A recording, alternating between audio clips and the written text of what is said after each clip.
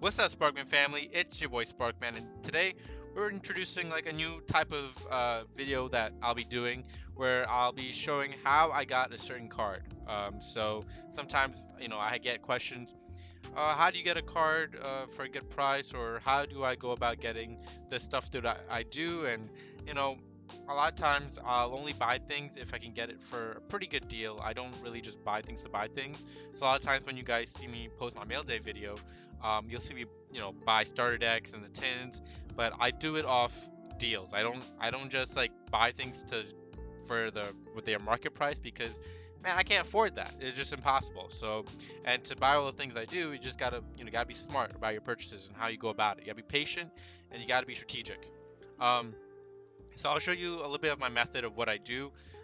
So I go on, for example, TCG Player, and I'll look at what they're pretty much selling for, right? So 139. If you're in a hurry, I mean, that is like the worst thing to do because then you're just gonna pick up a copy for market price, and you're not gonna get any, leverage if you're just looking to work quick, right? So my thing is I'm patient. I'm always patient with those things.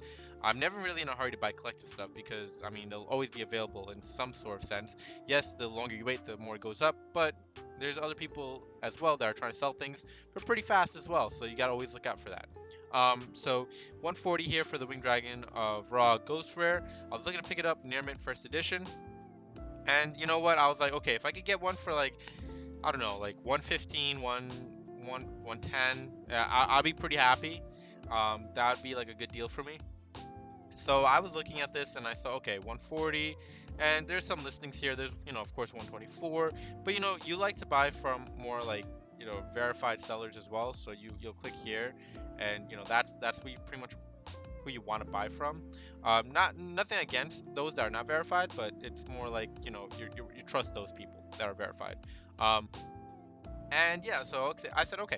So let me go look on eBay now. So you go on eBay and you look up, for example, the Wing Dragon of Raw, Raw Ghosts, right?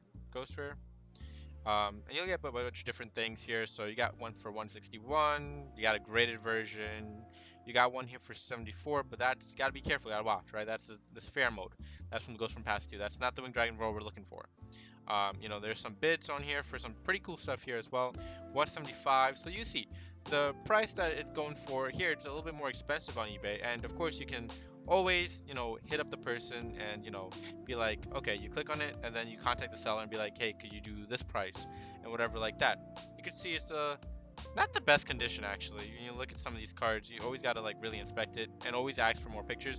Maybe the angle sometimes doesn't do it justice as well, but that does look like it's kind of scuffed to the edge there. But a lot of times you can always ask the seller to send you more pictures privately and work out a deal with them.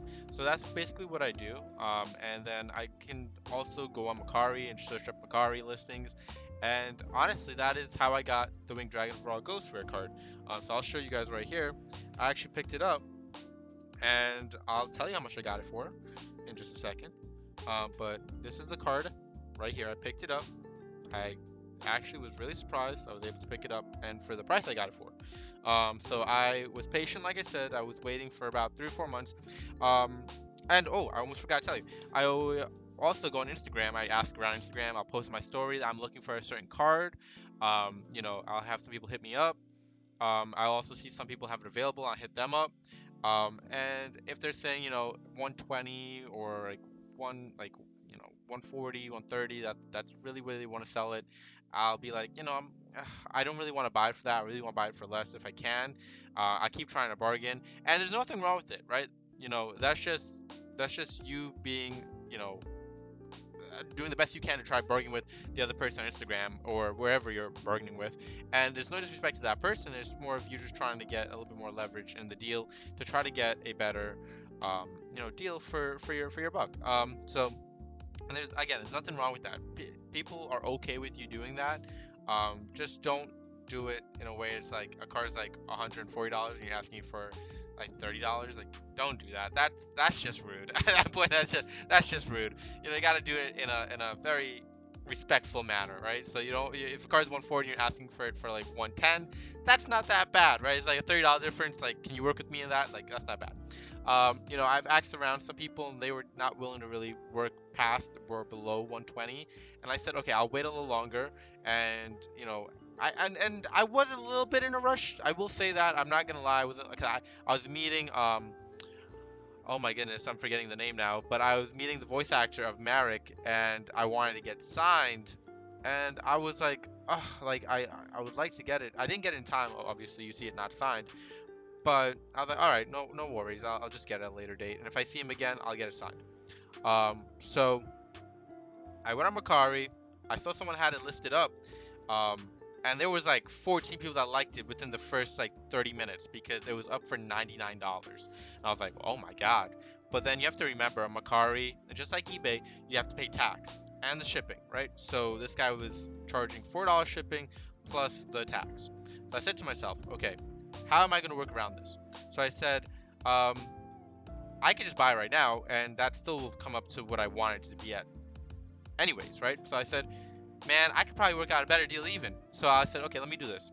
I messaged the guy. I said, hey, let's do $85. I took a risk, right?